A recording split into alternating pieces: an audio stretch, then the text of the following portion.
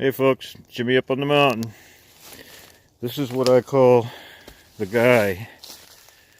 It just looks like a head to me, but I don't think it is, but it may be. I'm going to show you the petroglyphs on it. This carving, U-shaped carving, could be a circle. There's a carving down here, it could be a crack in it. This has all been chipped out and carved. You can see it. See how it's been chipped out?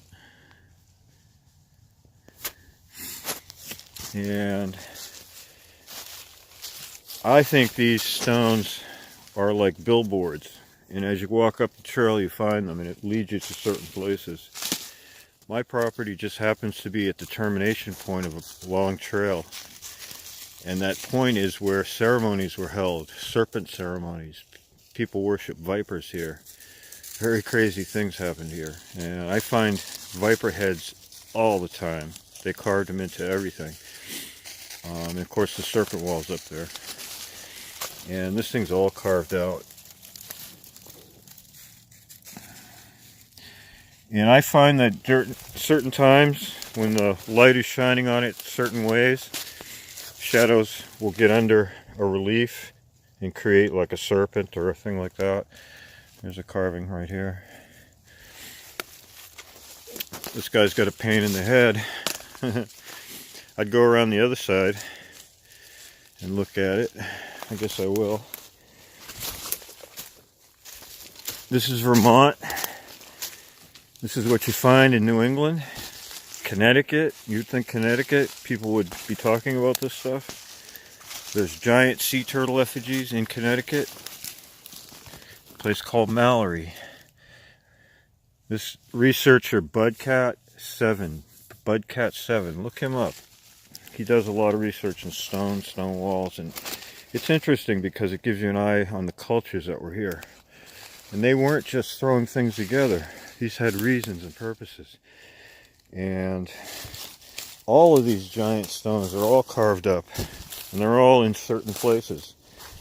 And if you're following the trails and you find these things, you'll know where you are, I believe. And if you follow a couple more ridges up, you'll get to the top where there's a giant monolith stone. That's why I bought this place. It had this, I call it the monolith. It's giant. And it's standing facing east-west, the flat ends, and north-south, the thin end. And it stands about up to my chest, maybe higher. And it's in the ground, you know, a lot of dirt and mound.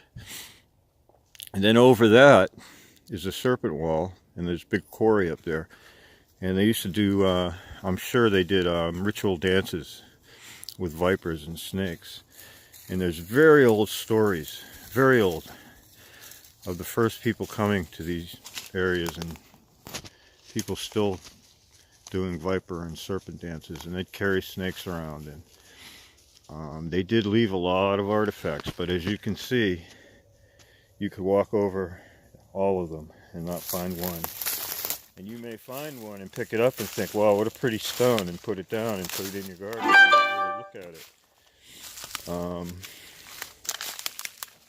But they're here, and I love exploring through the woods. I love looking at these things, trying to find out what they mean, and it's just fun. And all you guys out there hunting, this is for you. Eric and Ricky and all you guys, just keep going out there, because that keeps me going.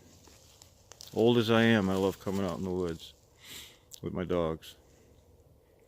Keep hunting.